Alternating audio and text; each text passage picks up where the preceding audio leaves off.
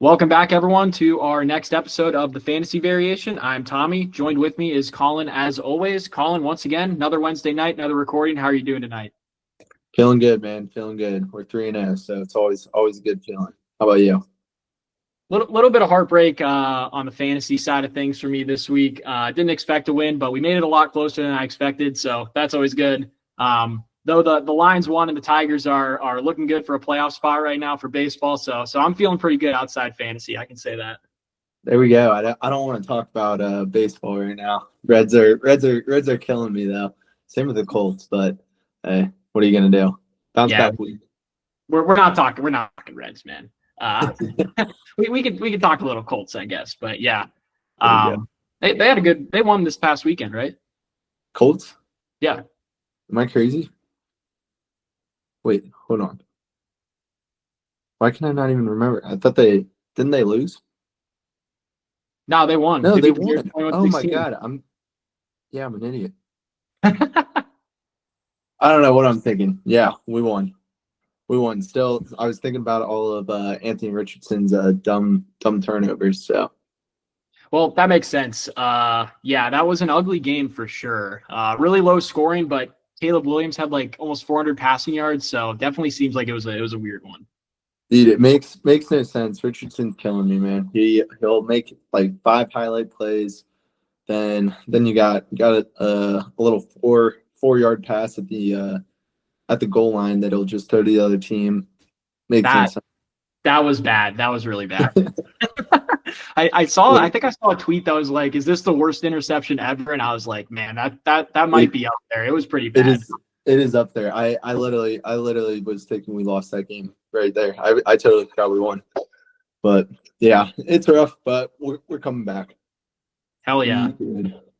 Hell yeah. Colts win, Lions win, got one fantasy team win, so looking pretty good. I guess you wanna kick us off in the win department with your game recap? Yeah, I'll start us off.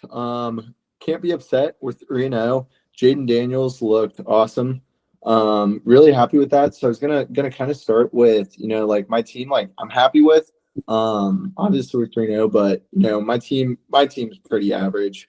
I don't really see myself having any of those guys that are like league winners. Like I mean last year I was insanely lucky with Tyreek and CeeDee Lamb, and they were guaranteed like 25 points each almost towards the end of the season.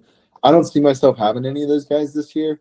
But I mean, if I can continuously put up 100, 120, 130, I'll be pretty happy with that. Jaden Daniels obviously had a huge week. He won't do that every week, but he's number 2 QB right now, so pretty pumped with that. Just shows how you should wait on QBs. I'm just kidding, actually. The rest of the league's listening. Keep taking QBs early. But Breece Hall's still putting up numbers. Braylon Allen, a lot of people are talking about him. Dude's a beast, not going to lie. But, I mean, once again, Breece Hall still puts up 18 points. Pretty excited about that. I mean, can't complain about that. Guys I'm worried about, I mean, I've been starting Jameson Williams, who I feel like is going to be boom or bust every week. He's either going to put up 25 or he's going to put up 1.7 or 1.2 like this week. Drake London had a good week, actually. Pretty excited about that. We'll get, hopefully, George Kittle back this week. Marv continued to shine, so I'm pretty excited about that. And then your boy, Dave Montgomery. Touchdown beast. I feel like he's going to get a touchdown every week. I love that. So, yeah, overall, pretty happy. Jerome Ford kind of let me down, but I'm not expecting too much out of him. So we will move on. So. Yep. I feel like I don't really have much to add to your team. Elgin's team, I can't believe 104 points with Josh Allen's absolute eruption on Monday night is kind of crazy, man. Like outside of his running backs and Josh Allen, man, that is rough. Yeah, it was tough. He gave me on Monday night, believe it or not, it was actually like the projections were like within like 5 points. And then Jaden Daniels started going off. Like I think Brian Thomas like started off the game hot, so his Elgin's projections went up. And then Josh Allen obviously like got pulled, so like his projections were way higher. So that helped me out. But yeah, overall, pretty good week. Suck it, Elgin. Interesting. Yeah, I would not have thought it was so close kind of going into the final moments. But yeah, you're right. I think Brian Thomas, we'll talk about him a little later because I had him last week. But he had, I want to say his touchdown was pretty early in the game. And then he only finished with 10.7. So it's not like he really did anything after scoring that touchdown, it looks like. Yeah, I don't even think he scored. He scored. That's how he got all his points. 16 carries, 33 yards, 1 touchdown. No, that's Brian Robinson. We're talking about Jags wide receiver on Monday night. Who the heck did I just say? Oh, Brian. We're talking Brian Thomas. Brian Thomas Jr. Okay. Gotcha. Yeah, you were looking at Bijan. You were actually looking at Bijan. B Robinsons. There's too many B Robinsons. Yeah, what is going on here? There's a B Robinson. There's 2 B Robinsons and then Thomas Jr. Yeah. Yeah. Elgin's got a lot of this. Yeah, we're off our game to start. Couldn't even remember the Colts won. Yeah, rough start to this podcast. But yeah, good win overall this week. And yeah, you were talking about Jameson Williams. He's going to be a headache all year probably to start. But I have in my dynasty league. You kind of just got to either choose to ride the wave or not. Yep. Either got to start him every week or never start him. It seems like. Exactly. But how about your team? What do you think about your team? Yeah, I thought we had a really great week this week. We were talking a little bit about before how I was a little pissed off because I scored the second most points this week despite having a super depleted lineup, but still wasn't enough to get the job done against Riley. His team had a really good week this week, putting up 153 points, and my team put up about 143. So 10-point loss. And one of the glaring things here, I guess, on the negative side for me is the Raiders putting up -4 against the Panthers. If they would have just hit their projection, we would have squeaked this one out. So that was a bummer to see them put up a -4. But we had a lot of positives this week. Obviously, Juwan Johnson, maybe the greatest start I've ever made off of waivers, put up 46.5. So yeah, he really kept us afloat. I think going into the 4:00 games, I was supposed to get killed just because my projections are so low with all these players. And then Juwan just slowly kept us crawling back in, despite Kyler Murray continuing to sell our team. Luckily, he was playing the Lions, though, so I was happy to see him kind of have a down performance. As for the rest of my team, Rashee Rice and Justin Jefferson kind of just hold things down at wide receiver. I think they're both certainly top 10, maybe even top 5 options the rest of the way. So great to have them both, especially with all the injuries we've had at wide receiver.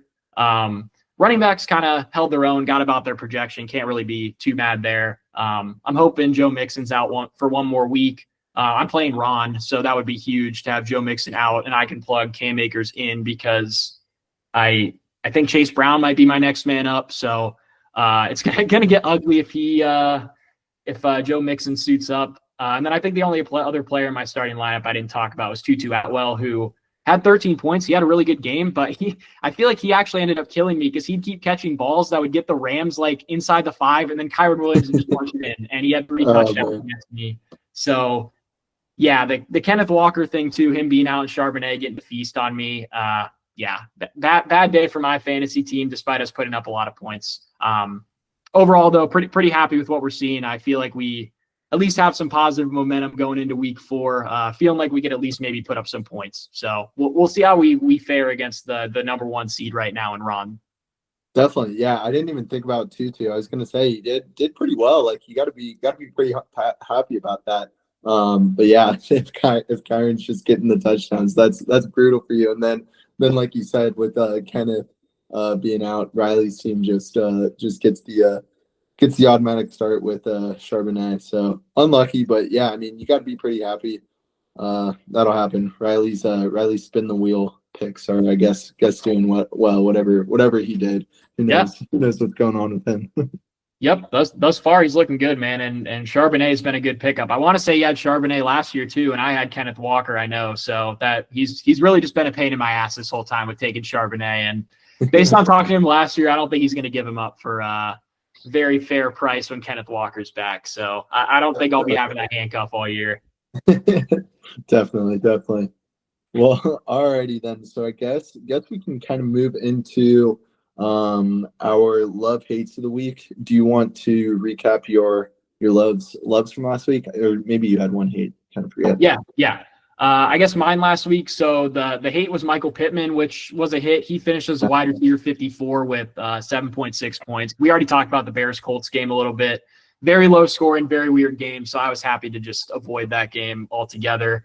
And then my first love was Deontay Johnson. He put up 26.2, which is good for the wide receiver 6.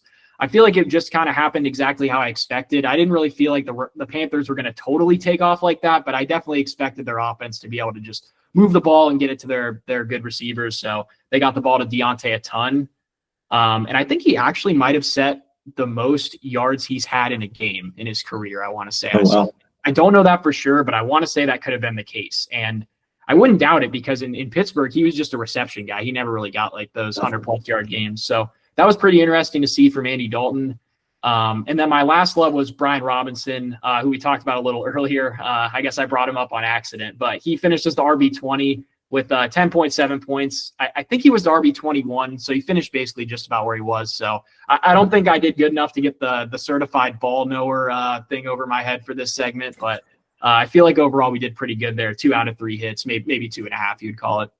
Definitely. Yeah, I feel like we're continuing to hit these on the spot. I'll recap mine a little bit too, I guess. I had love David Montgomery at 27. He ran for over 100 yards, scored a touchdown. Great hit there. Chris Godwin, he had a decent week. I think he scored like 17 points. I said I love him at 14, so 17. I don't know. Do you have on your notes by any chance what he finished as? He was wide receiver 21. Yeah. Okay. So that one missed, and then Pickens I had at 28. He was probably, I don't know. Do you have that on your screen too? Oh yeah, 43. Yikes. All right. Well, thought I did better than I did. But wide receivers are kind of tricky because they'll just like blow up. Like Pickens had 10 points and so did Brian Robinson. They actually both had 10.7, but Brian Robinson being a running back gets you the 20 spot and Pickens being a wide receiver gets you 43. So Yep. Tough. But I mean, if we're talking about like loving people for where they're at and like starting them, I guess it's not too bad. But yeah, not too great, I guess, but we'll continue to do well. Do you want to start us off with your first love hate? Yeah, I can get us kicked off. And apparently I was in a loving mood this week. It looks like you were too. We got 6 loves for you. Maybe I should have kept a hate in there since I got it to hit this past week, but oh well. We're rocking with the loves this week. And we're starting off with a familiar face here. I love Brian Robinson again this week at Arizona. He's ranked at RB18 according to ESPN. And I feel like last week he didn't really do as well as I had expected. So I'm kind of trying to go back and see if we can have a little more luck this time around. First of all, for this matchup, which we didn't have going into last game, Austin Eckler is going to be out. I think he already got ruled out with a concussion. So it's not even just like assuming he's out type of thing. So you expect Brian Robinson to get all the work in this offense, which is looking really, really good these past couple of weeks. And I did not expect this to be a good offense going into this year.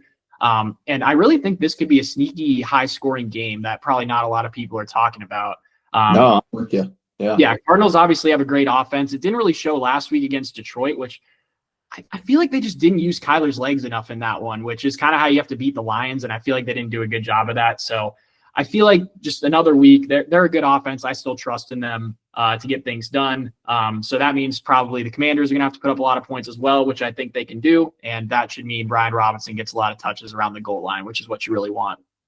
Absolutely. No, I totally agree with you. I think this is going to be a high scoring game. And I think there's a lot of opportunities for him to get in the end zone, like you mentioned, and just overall have a good game. So love the pick there. I guess with my first love, like you mentioned, we got three loves each. I'm going to start us off with loving Bucky Irving at running back 33. We just talked about it right before the podcast. Bucky Irving actually has a hamstring injury. Not sure what it is, but he missed practice today. Honestly, I'm not too concerned about it at the moment. He's running back 33. I think Rachaad White is not good. I don't have as much hate for him as I do Najee Harris, but it's getting up there. Come on, man. Najee's better than him. Come on, man.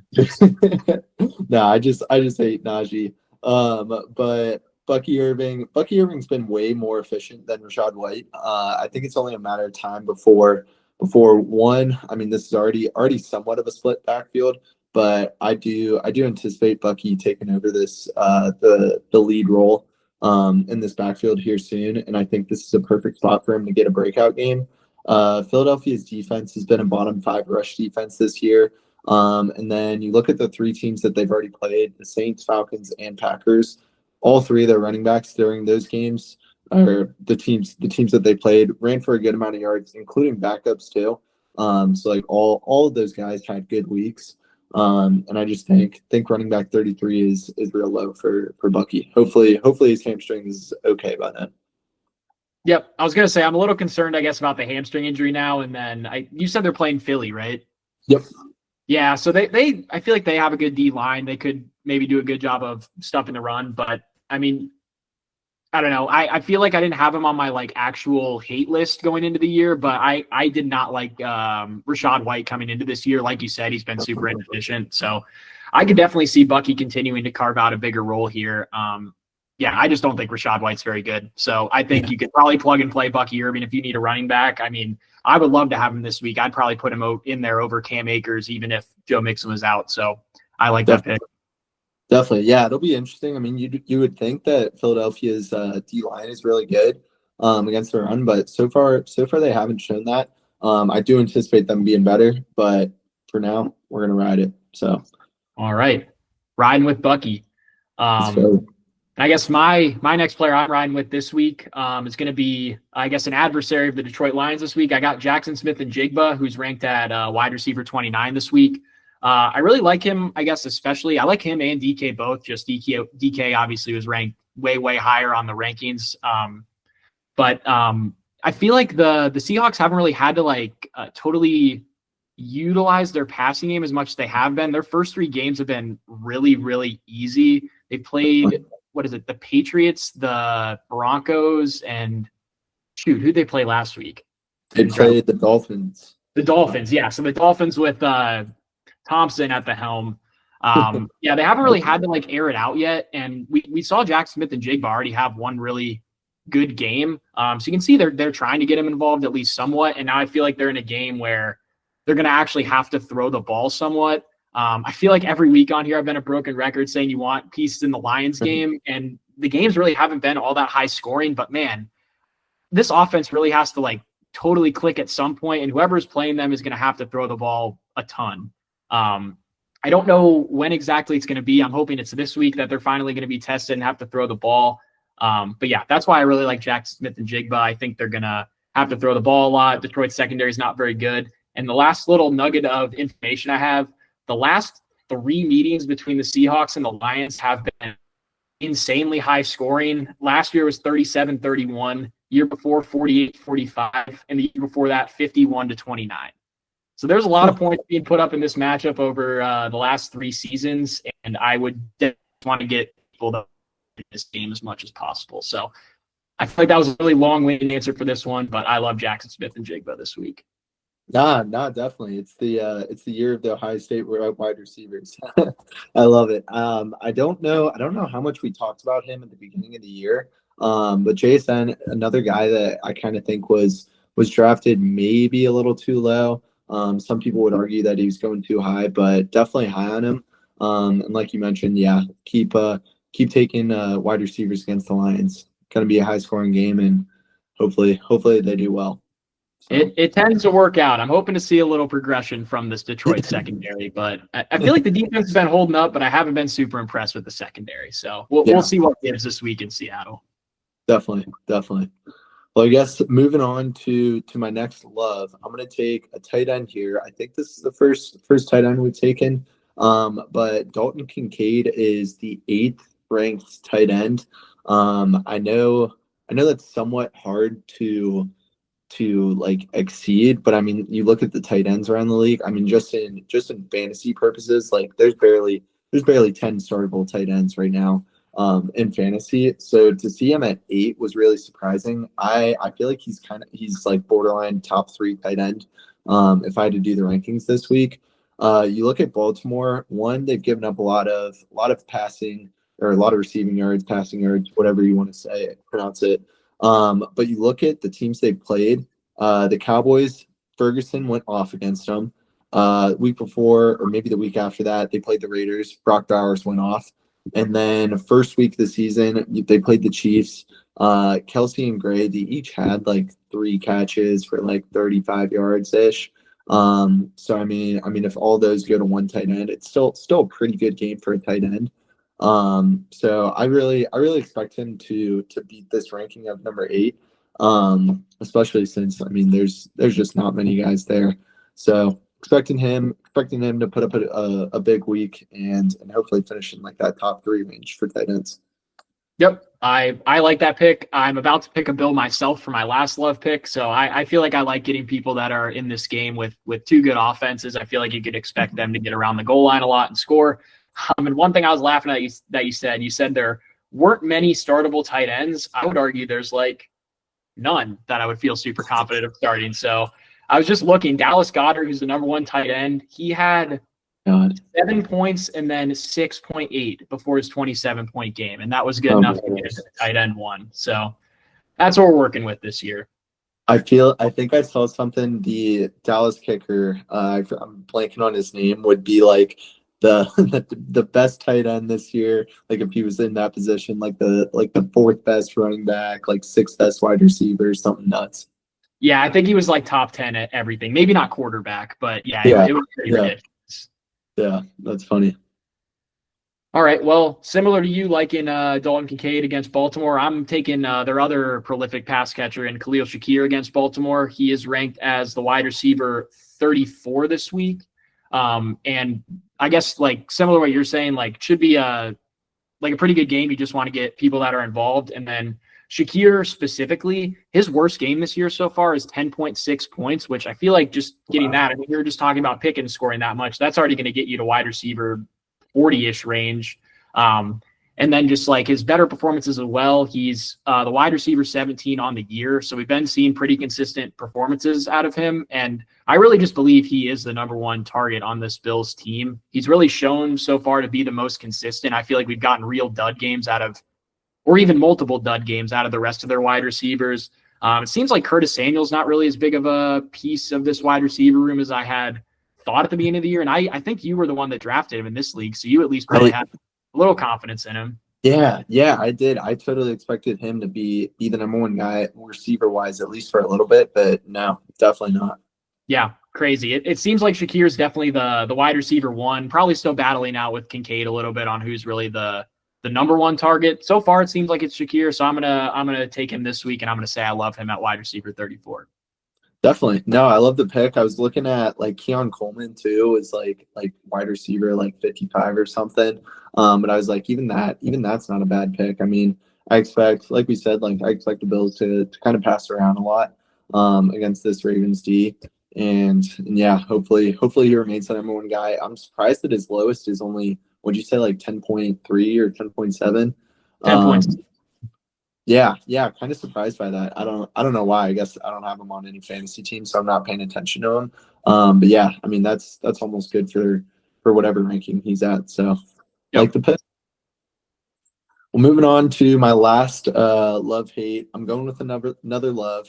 And speaking of the year of Ohio State wide receivers, we're going Terry McLaurin, wide receiver 27.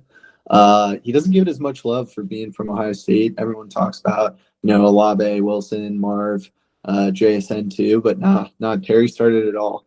Obviously last week he had a very good week. I saw a bunch of memes on Twitter of him like just making fun of them for finally catching a few like perfectly placed balls. But no, I expect this game to be high scoring, like we said earlier. It's a high total, and coming off that good week, I expect Jaden Daniels to keep it up, keep playing well, and continue to feed him the ball.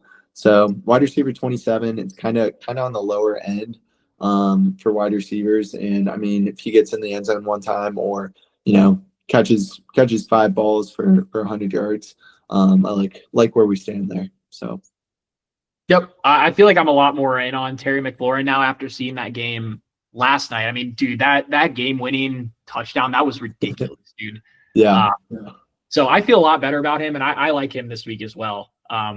in that Cardinals game that we already talked about, where it should be high scoring. Hopefully, Daniels can continue to get him the ball, as they really don't seem to have like a whole lot of worthwhile targets outside of him. So yeah, I like that pick as well. Definitely. Well, with that being said, we'll move into our start sits. I called the 3-0. I didn't get the 3-0. Got 2-1. We'll take that after getting swept the week before. So first of all, we start with the guy we just talked about, Terry over Tank Dell. I chose Terry. You had Tank. Terry obviously had a good game. Tank did better than what he has been, but still didn't put up that great of numbers. Do you have what he finished with?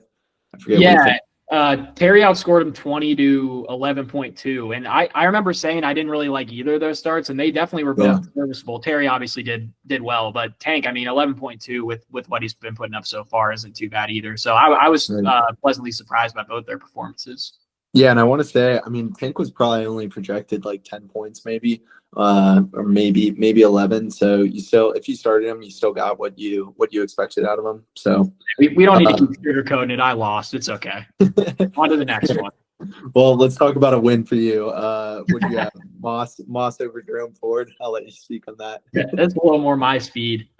Zach Moss kind of I think he would have gotten the win anyways, but he got bailed out by a super last minute touchdown that got him up to 20.7 points. So I don't think I'll be taking a huge victory lap here. It should have been pretty close. But your guy, Jerome Ford, he seemed like he kind of reclaimed the backfield this week. I don't really know what the hell was going on against the Jaguars. And I feel like it's even more confusing now that they're not using Deontay Foreman, but whatever. He put up 10 points, still not quite as much as Zach Moss. But yeah, probably good for you to see as a Ford manager that he should at least be on the up and up. Yeah, dude. I don't know what happened that 1 week. It literally made no sense to me. I expect Jerome Ford to continue to be the lead back until Chubb comes back, and even when Chubb comes back, I mean, I still anticipate about a 50-50 split there. So I'll be continuing to start Jerome Ford in some of my leagues, but you got the win there. Lastly, we got Dalton Kincaid versus Kyle Pitts. Kincaid, did he score a touchdown? I honestly forget. Yeah, I think he scored. It had to have been first half, like first quarter. Yeah, I think right. As soon as he caught it, I told Emma, I was like, yeah, that's it. I don't even know what Kyle Pitts had, but that's it. Yep, definitely. But we'll take it. 2-1. I anticipate another 2-1 week here. Maybe 3 now. I don't know. Don't want to be too greedy. I don't know if I see that, but carry on with your first pick. All right. So first pick, I got Rashid Shaheed over Jameson Williams. This is a tough one in terms of receivers. Both of them I feel like are really, really boom or bust. I don't know. We're yet to see someone go off against Seattle. In terms, so if we're talking about JMO, not a ton of nobody's gone off against Seattle, and JMO's not the number one wide receiver there, obviously. I mean, I wrote my notes, JMO's inconsistent, so is Shaheed. And I kind of expect the Lions to keep it on the ground more. We might have talked about this last week that the Lions need to run the ball more after Goff threw it like 55 times. But I expect them to be winning, hopefully. I don't know. And I kind of see, so in terms of Rashid Shaheed's case, this Atlanta team, I think they're actually favored over the Saints. So I'm hoping the Saints are down in the game. They continue to throw. I mean, Shaheed's only good for 50-yard bombs. So if we get 1 or 2 of those, I'll be happy with where we're at there. So. Yep, I feel like I'll keep this one pretty short. But I'm going with Jameson Williams this week. Like you said, they're both very deep threat dependent players. And I'm really just taking Jameson Williams because I trust the offense more than the Saints. The Saints have looked good so far this year, and I feel like the Lions have really underperformed, but I'm just going to bet on the better offense on paper and take the deep threat and the offense that I think has a better chance of putting up more points. So I'm taking JMO. Fair enough. Well, next one we got David Montgomery against Chuba Hubbard. You want to start off with your take? Yeah, that actually works out because I feel like I'm going to have to contradict myself here a little bit after just talking good about the Lions offense. But it's really, I feel like I have nothing negative to say about David Montgomery this week because I really like him this week too. But I decided to try to be bold this week and say that I like Chuba Hubbard more so than David Montgomery. I feel like, I don't know. how much people are talking about Miles Sanders getting work, I guess, in Carolina, but it was like super, super late in the game. Like, I'm not concerned about him taking touches at all. I feel like this is totally Chuba's backfield until we see Jonathan Brooks back, which won't be at least until next week. So I still expect Chuba to take all the work here. And then once again, I'm just trying to kind of target the Bengals run defense because they haven't been super great.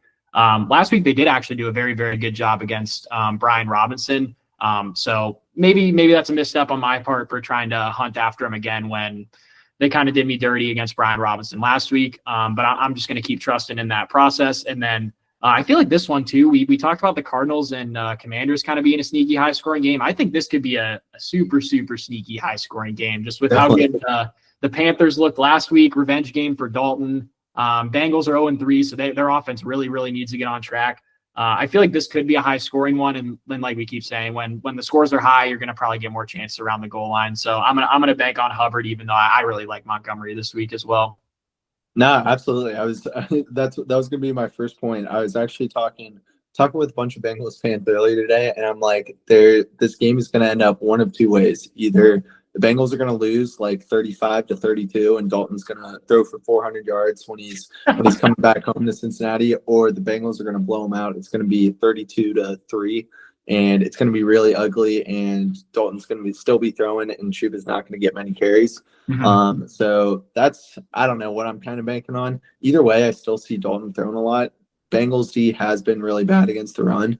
But I'm leaning on what in my terms or my opinion is the more safer guy in David Montgomery. I mean, we know he's going to get his touches, and he's going to continue to hopefully get in the end zone for us. So that's why I'm going Monty over Hubbard. Yep. I got no backlash on that. I won't be surprised if Montgomery finishes higher than him. I feel like this could just be an explosion type week for Hubbard, so I'm going to try to bet on it while I can. Definitely. Well, I guess the last one we got Xavier Legette against. Oh, you're gonna have to remind me. Michael Wilson. Is that? Yep, is that you got it. Yeah, there we go. Yeah, what do you think here? Who are you taking? I am taking Michael Wilson, and he also is probably going to be starting for me this week. First of all, McBride, who is my tight end, he's dealing with a concussion, so that's why I'm thinking I'm going to have to put in Wilson, and why I think he'll be such a great start.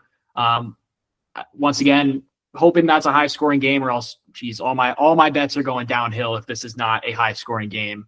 But assuming it is, Cardinals are going to air out the ball. No McBride will mean that Wilson's going to be the unquestioned number 2 in this offense, so I expect him to get a lot of targets here. And then, I mean, you just saw what Jamar Chase did to the Commanders secondary. It could get ugly if this Cardinals offense is really locked in, unlike they were last week. So I'm hoping they can bounce back now that they're not playing my Lions.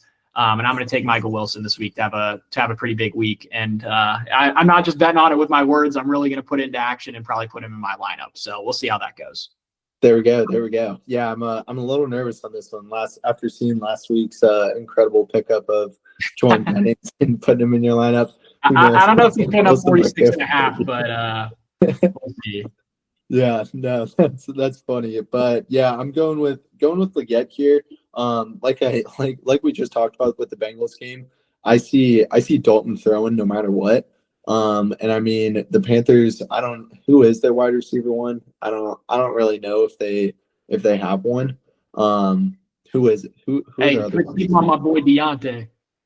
Yeah, okay, yeah, Johnson's definitely number one, but still, I think Dalton's going to be slinging it no matter what. It's either going to be a high scoring game and Dalton will be throwing, or they're going to go down early and Dalton's going to have to throw. So simple as that. I will not be starting him in any of my rosters this week. But if I had to choose between the one of them, I'm going with Legette. So he's also got the coolest accent out of anybody in the league. If you've never heard him talk, if anyone's listening, go look up a video of him in an interview. It's a sight to see. Yeah. Good point there at the end for sure. But did you mention anything about Adam Thielen? I saw he's hitting the IR, so that could be more chance even for Legette to step up and really by himself as a wide receiver 2 on this team who looks really, really improved on offense. Yeah, I was gonna say I didn't even mention that. Yeah, totally forgot about that. So yeah, we'll hope for some points out of Legette here. I mean, 5 catches, 50 yards might get the job done. I don't know. With you starting him, Wilson Wilson's probably going to go for 30. So Well, we'll see. I don't know what Legette's projected. I know Wilson's projected 8.4, so probably don't need many points to get the job done in this one. But I think we'll he's see who comes projected out on top. yeah, I think he's projected like 9.3 or something. So it's low. It's yeah, this is more of a start sit for my specific team in the 10-man league or like a 16 team league. Hopefully you're not deciding between Michael Wilson and Xavier Legette like I am, but here we are. Yep. Well, very good, very good. Well, I guess we'll move to a trivia. Do you have one prepared this week? Yep, I have one here ready for you. Awesome. I feel like we haven't talked at all about tight ends yet, so I decided to give them a little love here for our trivia question today. I need you to name me the top tight ends in PPR fantasy points. So it's total from the years 2020 through 2023 combined. Okay. 2020 to 2023. All right. So Kelsey's got to be in there. He is number one. Number one. Let's go. Dude, I bet this is going to be bold. I bet Gronk sneaks in there. And He's actually not. I think he probably just doesn't have enough games played to get on here. I'm sure if I did points per game, he would have been on here. I gotcha. All right. Let's go George Kittle. Yep, number 4. And sorry, real quick, weren't we just talking about that? How like 2021 or something, Gronk was the tight end 3 in points per game. Right. That's absurd. All right, I'll let you get back to it. All right. Let's go Mark Andrews. He's got to be up there. Number 2. Shoot, Dallas Goedert. Is he in there? Number 8. Okay. Let's go TJ Hawkinson. Number 3. All right, let's go. Just trying to think of tight ends. Laporta can't be in there. Rookie year. Man, I always blank on these. There's a lot of young guys near the top of the tight end position nowadays. Like you can't just think through the draft board. I feel like with Laporta and McBride and Kincaid all up there. Right. Okay. And I don't know if it helps, but I'll say one of these players is not active still. One of them is not active. Okay. Interesting. Let's go. Does Darren Waller make it in there? Yes, number 7. He's the retired one. Right. All right. What about Evan Ingram? Yep, number 5. Or 5. Okay. You don't need many good years at tight end to get on this list, I don't think. Yeah. Okay. Where am I at right now? How many do I have? You have numbers 6, 9, and 10 left. 6, 9, and 10 left. Okay. Let's think. What about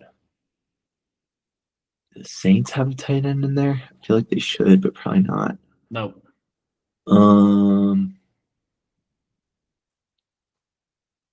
Yeah, dude, I'm blanking here. I have a decent hit on one of them, I guess. Oh, what about David Njoku? He did not make the list. That's a good guess. Okay. I think he's probably too much time with injury to make it. Yeah, that makes sense. All right, what do you got for any hints? You got any? I guess so. For one of them, he is injured right now, so you might not be thinking of him right away. Okay. He's not all that obvious though. Okay. And then the other one, I guess the guy at number 6, he switched teams last year. So he was in the NFC and now he's in the AFC. And then the last guy, you would not expect him to be here, just super, super consistent for a bad team. Is Dalton Schultz in there? Yep, Dalton Schultz is number 6. Okay. Super inconsistent for a bad team. Super consistent. They're super consistent for a bad team. Oh, man. Okay. What about... I was thinking of the Giants. I already said Darren Waller, even though he was. Shoot, man, who could this be?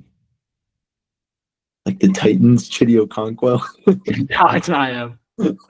Okonkwo, whatever it is. We're getting diabolical with the guesses. That's how bad Titans are. Shoot. Who's the guy that's hurt? I feel like the guy that's hurt, I should definitely know.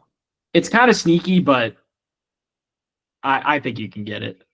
Oh, so Fryermuth wouldn't be either of those two. Not Prior Youth. I would get the teams are going to give it away. I could give you like a conference or division, I guess, if you want. I think if I just say the team, it's going to give them away.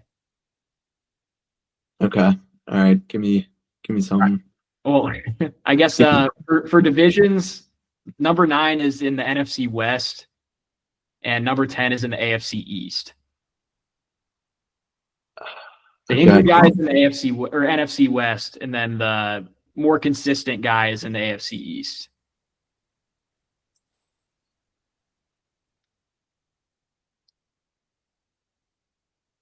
Hunter Henry? Yep, Hunter Henry's number 10. Wow. Okay. All right. So NFC West. Dude, is he on the Rams? Yeah.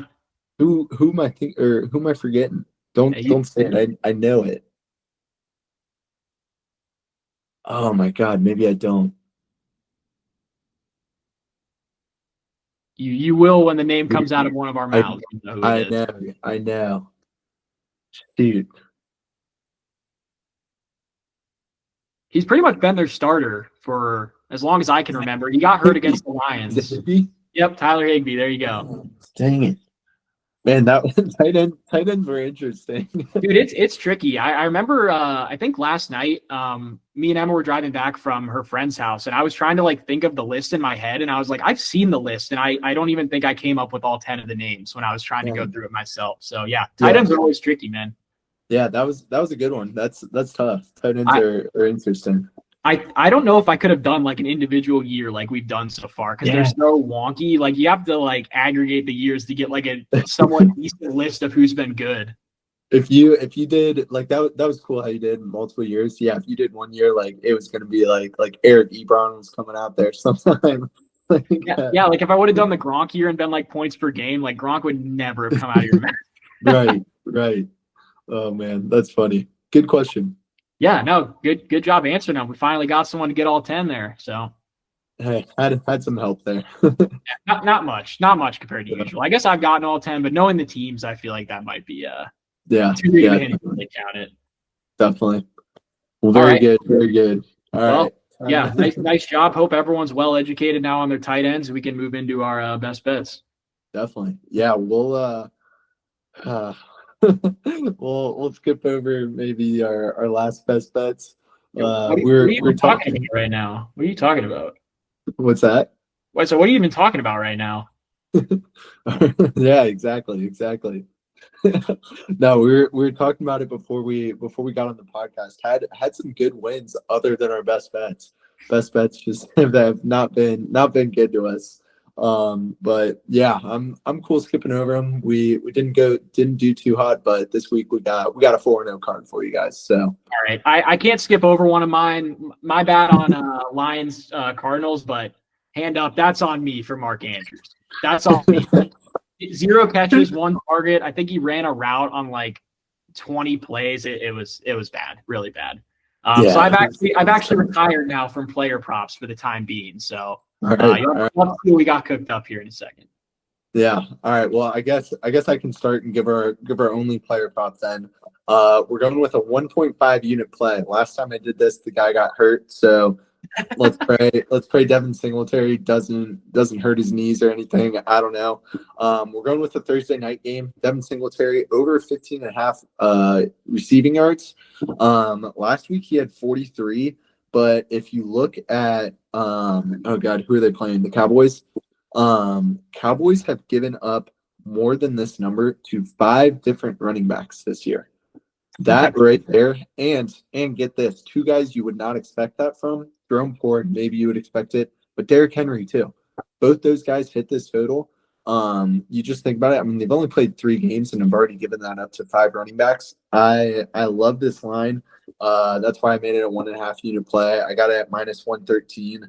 I actually used a 50% profit boost on it too, so I boosted it up to +130. But for everybody else, -113. Singletary over 15.5 receiving yards.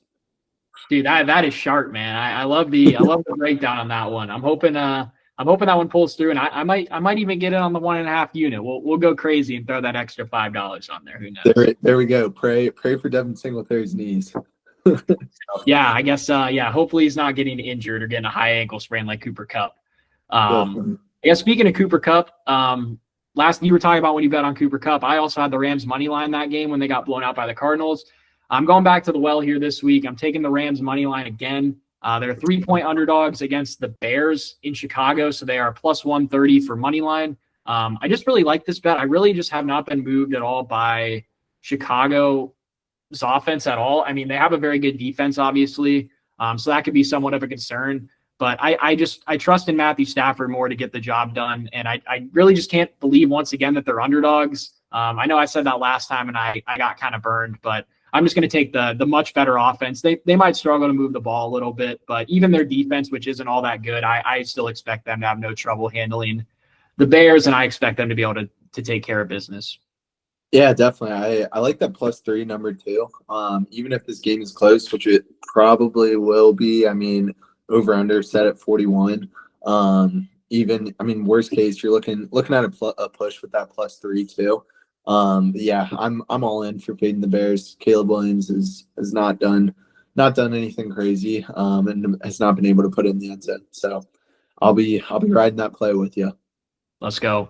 I guess one thing too, I think I saw Keenan Allen's back at practice, which kind of sucks. When I took it, I kind of also assumed he's going to be out, but I mean, they already have so many weapons. I feel like just giving him another one that they don't know how to utilize. I'm hoping that's not too big of a catapult there for them.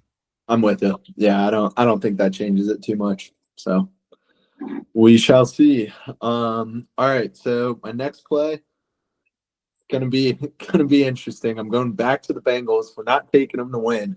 We're taking the team total over at 25.5. I got it at -112. I don't know. This is how I put it. I mean, like we said earlier, we kind of expect the Bengals to score a lot of points, maybe the Panthers too. Cincinnati fans are coming for people's heads. They started the year 0-3. They got no choice but to put up numbers this week.